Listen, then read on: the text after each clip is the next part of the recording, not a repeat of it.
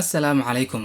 casrigani aynu nool lahay waxaynu haysanaa oo dunidan korkeeda jooga kumanaan culimo iyo khubaro u heegan hadhiya habeen inay adoorasaan oy wax ka ogaadaan isla mar ahaantaana ay jawaabo u raadiyaan waxyaabaha la yaabka badan ee dunida korkeeda yaal ee cilmigu caalkiiyo tafsiirka u waayey. sidaasi ay tahay haddana dhulkani ballaadhan aynu ku nool lahay dushiisa kama madhna in lagu arko waxyaabo aad u la yaab badan oo aanu ilaa haatan cilmigu wax tafsiir iyo jawaabo lagu qanci karo u hayn. haddaba daawadayaal muuqaalkani kooban waxaynu kusoo qaadan doonaa waxyaabihii ugu fajiciya la yaabka badnaa ee dunidan korkeeda lagu arkay, kuwaasi oo in badan oo ka mid a culimada waxbaadha maskaxda daalisay isla mar ahaantaana loo hayn haba yaraatee jawaabo cilmiyaysan. haatanna haynu gudagalno barnaamijka. ku xidhnow janalka dadweynaha sabskaraib saar oo kusoo biir.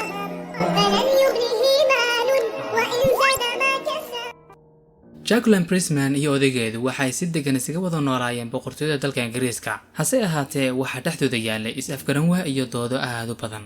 waxay isweydaarsan jireen erayo ay ku dheehan yihiin hantaaqiyo qallafsanaan baahsan.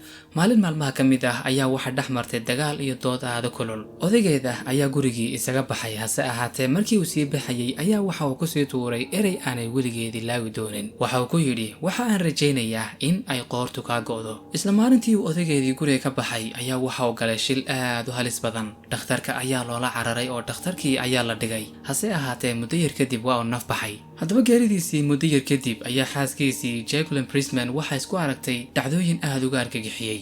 maalin maalmaha ka mid ah ayaa sidii caadada waxa ay gashay suuli ku yaalla gurigeeda. hase ahaatee markay sidaasi u gashay waxaa ku qaraxday laambadii ku xidhnayd suuligaasi. firidkii iyo jajabkii laambadaasi kasoo duulay ayaa waxay u geysteen Jacqueline dhaawacyo aad u culculus oo dhinaca gacmaha ah. maalintaasi wixii ka dambeysay naagtii korontadii ayaaba la colowday. haddii ay isku daydo inay u dhowaato fiishta iyo xaasooda korontada ayaa waxaa ka kacayay shoog iyo dab xoogan, arrintaasi oo aan fariir ku riday. maalin maalmaha ka mid ah ayaa waxay isku dayday inay isticmaasho mishiinka guryaha lagu nadiifiyo. hase ahaatee mishiinkii ayaa markii sidaasi u taabatay gubtay, isla mar ahaantaana sidaasi ku xumaadayba. maalintaasi wixii ka dambeysay Priestman ayaa waxa ay 100% aamintay inay guriga kula jiraan ruuxaamo u dagaalamaya odaygeedii dhintay. waxaanay bilowday gurigii inay isaga cararto ay ka haajirto. hase ahaatee dhibaatadii ayaana sidaasi kaga hadhin oo meel waliba ay tagto dhibaatadii waa ay la joogtay. meel waliba ay koronta ku xidhan tahay markay ag marto ayaa waxaa qarxayay laambadihii ku xidhnaa. sidoo kale haddii ay u dhowaato amaba si ay ag marto TV shidan ayaa TV-gii waxaa ku imanayay khalkhal iyo inuu shacooc sameeyo, iyadoo isla mar ahaantaana janalada TV-gu ayagoo isdhaafinayaan ayadoona cidna faraha ku taaban. intaasi kadib Jacqueline ayaa waxay go'aansatay inay dhakhaatiirta u tagto si ay arrinteeda wax uga qabtaan. dhakhaatiirtii ayaa xog waraysi ay ka qaadeen iyo baadhid kadib waxay ogaadeen oo ay u sheegeen in uu jidhkeedu kaydyo ururiyo qadar weyn oo koronto ah. sidaasi awgeedna marka ay u dhowaato korontada ay mushkilada ka dhashaan. dhakhaatiirta ayaa waxay sheegeen dhacdadaasi inay noqotay midii ugu horreysay ay arkaan, hase ahaatee aanay waxba ka qaban karin maadaama aanay garanaynba arrintani sida ay ku dhalatay iyo sidii ay ku timid toona. mushkiladiina sidii ayay u haysataa ilaa maantadani la joogo. fayraskii jaaska ee dhibaatooyinka weyn sababay.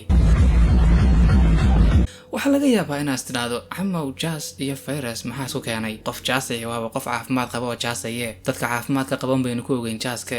haddaba dhacdadan ayaa waxaa la arkay markii ugu horreysay uguna dambeysay sanadku markuu ahaa 1518. gabadh xaas ahayd oo ku noolay tuulo ku taalay dalka Jarmalka ayaa maalin maalmaha ka mid ah waxay u baxday duleedka tuuladii ay ku noolayd, isla mar ahaantaana waxay bilowday jaas iyo qoobka ciyaar.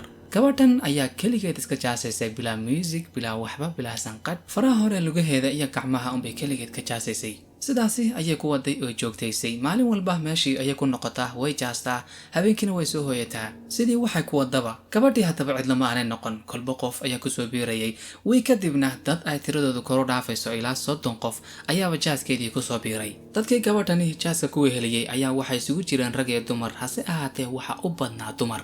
maalmo dhan ayay dadkii sidaasi jaaska ku wadeen, iyadoo isla mar ahaantaana waqti waliba ay dad cusub kusoo biirayeen jaaska. haddaba dadkan ayaa waxay iska wateen oo isaga mashquulsanayeen qoobka ciyaarkooda, iyadoona haba yaraatee meesha joogin cid wax u tumaysa amba DJ heesaha u kala badbedela si aanay dadku u caajisin. bay keligood dadkii oo dhani waddada iswada ruxruxayeen. kuma aanu jirin qof yidhaahda wardeehee dhaha daalnaya intaasi nugu daya qoobka ciyaarka. intaasi waxaa dheereed qofkii kusoo biiray kama aanu baxayn. bil kadib dadkii qoobka ciyaarkaasi kusoo biiray waxa ay kor u dhaafeen ilaa 400 oo qof. jaaskii waxa uu isu bedelayba fayras. gabadhii horta iyada waa la waayay. mooji miyay ka dhex baxsatay mise dadkii ayaa qariyey? dad aad u tiro badan oo jaasaya unbaa waddadii qabsaday. waxa la awoodi waayay in dadkii lagu qanciyo in ay joojiyaan qoobka ciyaarkan. Awoodba way u yeelan kari waayeen inay qabtaan waxaan qoobka ciyaarkaasi ahayn. xataa cuntadii ayay joojiyeen, hurdadii ayay joojiyeen, wax kale waa ay qaban waayeen aan ahayn qoobka ciyaarkaasi joogtada ah habeen iyo maalin. arrintaasi oo keentay maxrakadii ay ku lifaaqnaayeen jaaskii qoobka ciyaarku inay isu bedeshaba goob geeriya oo in badan oo dadka ka mid ah sidii ay jaaska u wadeen waxa ku dhacay wadne istaag, nafaqa darro iyo daal zaa'id ah. arrintaasi oo keentay inay u dhintaan si cajaa'ib ah. maalin walba waxa meeshaasi ku dhimanayay dad ka badan ilaa 10 qof.